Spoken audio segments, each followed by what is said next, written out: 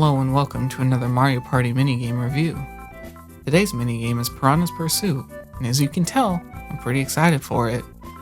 It's a 1 vs 3 minigame. One person runs away from a giant piranha plant on a skateboard by mashing B, while the other 3 players do ground pounds on a cloud to make it rain down on the piranha so it goes faster. And if you think this sounds like the least fun way to execute a game like this, we'd be in agreement. Mashing buttons in minigames is becoming so boring. At first I just hated them, but now I'm beginning to despise them. It's hard to provide any variety in a minigame when your main command is to hit a button as fast as you can. At least this one has you jumping over obstacles, but even that is done while you're still mashing down that B button. There's also a slight lag to it which is just long enough to irritate you every time you trip over another log. All these button masher minigames feel like the same thing.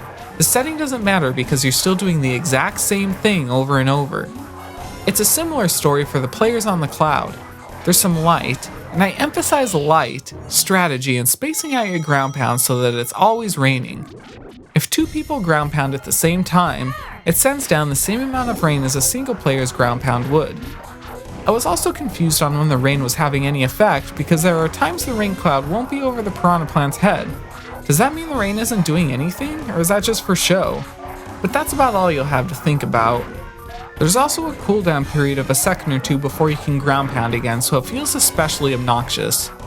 You'll feel slow and bored and mad at the developers for creating yet another repetitive game where you do the same annoying thing the entire time. They had to have had better ideas than this. I also felt like it was pretty hard to catch the skateboarder. Maybe I was just playing with good players, but even I didn't lose after playing it once and figuring out the tricks to it. Avoid the obstacles and watch for the trees that are about to fall over in front of you and you'll be fine. Just keep mashing on that controller. It's also pretty egregious that they couldn't even be bothered to randomize the obstacles in the level. Instead, every log, boulder, and falling tree is in the same exact position every time. It's not as big of a problem in this game as others since it would be pretty hard to memorize it without playing over and over, but I still think it's lazy. One thing to note is that there is the potential for more than the standard 10 coins to be had here. If the solo player wins, they get 5 coins from every player, and if the 3 players win, they each get 5 coins from the solo player.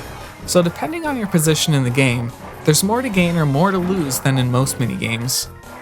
This one is getting 1 star out of 5 from me. I don't have any more patience for these.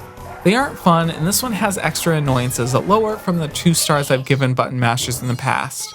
Jumping has a lag, there's a cooldown for ground pounds, and the cloud doesn't stay over the piranha plant at all times, so it's confusing as to whether you're even doing anything to help your team win. An all-around disappointing game. I need a better one tomorrow. We seem to be in a rut right now. There hasn't been a game that rated above a 2 since Mushroom Mix-Up 5 days ago.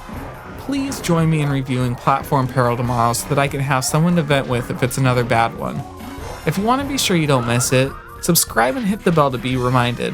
Hope to see you then. For real, I need it.